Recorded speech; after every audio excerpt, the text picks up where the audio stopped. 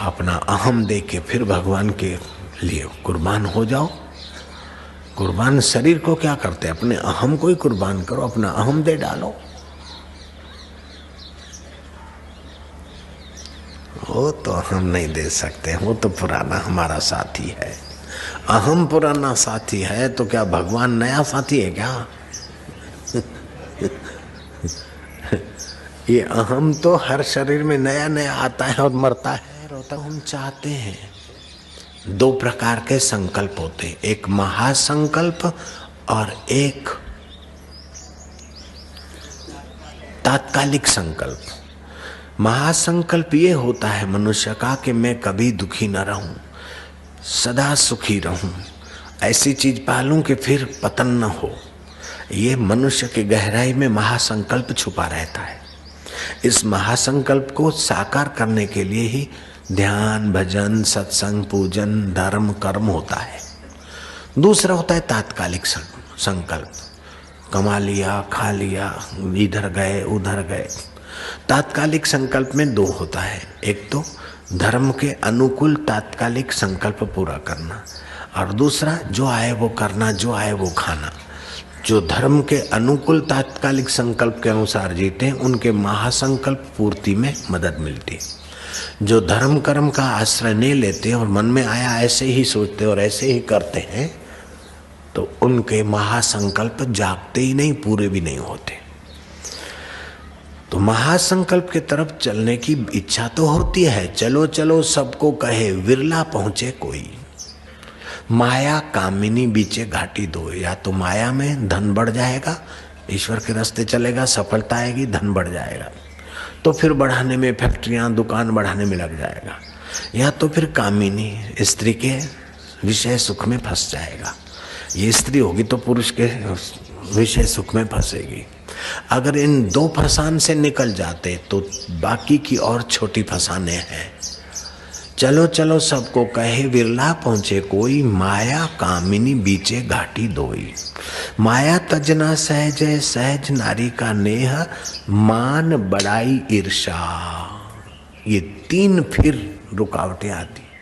या तो ये मान बड़ाई ईर्षा, तुलसी दुर्लभ तजना एह, अगर ये छूट गया तो महासंकल्प पूरा हो जाएगा।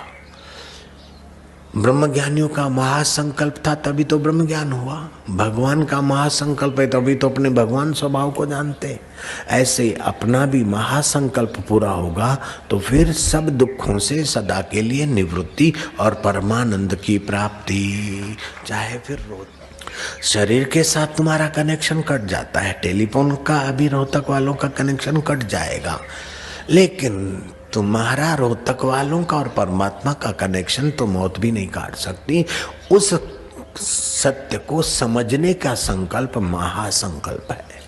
उस अकाल पुरुष करना महासंकल्प है। महासंकल्प क्यों कहा? कि सब चाहते सुखी रहूं। एक साल के लिए आप सुखी रहें, बाद में दुखी रहना ये नहीं चाहते हो। जीवन भर आप सुखी रहो रोहतक वाले, बाद में आप नरकों में पड़ना। बोले बाबा जी ये क्या बोलते हैं? तो आपका महासंकल्प है सदा सुखी रहूं। तो ये महासंकल्प महान परमात्मा के ज्ञान से ही पूरा होता है। तो ये महासंकल्प पूरा करने के लिए तात्कालिक संकल्प वे ही पूरे करने के लोग जो आत्यंतिक धर्म के शास्त्र के अनुकूल है, मर्यादित है। मान और बड़ाई और ईर्ष्या के संकल्पों को कतई सपोर्ट न दो रोहतक वाले। तो ये ईर्ष्या के कारण, संसार के छोटे मोटे दुखों के कारण अंतःकरण और मति मारी जाती है। जब मति मारी जाती है तो तात्कालिक संकल्प भी हलकट होने लगते हैं। महासंकल्प पूरा होने की तो गुंजाइश ही नहीं रहती, लेकिन तात्कालिक संकल्प नीच होने लगते। तो रोहतक वाले चाहे मोटेरा वाले नीच संकल्प कभी न उठने पाए। अगर उठ जाए तो तुम उस नीच संकल्प को नीच वृत्ति समझकर सावधान हो जाना। ओम शांति, ओम शांति, ओम आनंद, ओम माधुर्य। छत पर 5वें मंजिल पे अथवा छत पर जाते और नीचे देखते तो तुरंत भय आ जाता है। क्यों भय आ जाता है? कि मैं मर न जाऊं। और जीवन में विज्ञानी बोलते हैं 10 आदमी में 7 आदमियों के लगभग ऐसे ही संकल्प होते, मर जाऊं, आत्महत्या कर लूं। उसमें कोई कोई उस अभागे संकल्प के शिकार हो जाते। तो मैं तो कहता हूं मरो, आप सब मरो, हम सम्मति देते हैं, लेकिन शरीर से आत्महत्या करके ना मरो। वो तो मारने के लिए काल भगवान ने व्यवस्था किया है, लेकिन अपने अहम को परमात्मा में मार के अभी अभी अमर होने का संकल्प कर लो। तुम सब 7 दिन में मरोगे, मुझे पता है। रोहतक वाले सुन लो, 7 दिन में मरोगे तुम लोग, मुझे पता है। या तो सोमवार का दिन होगा, या मंगल, बुध, गुरु, शुक्र, शनि और रवि, लेकिन वो तुम्हारा शरीर इन 7 दिनों में मरेगा।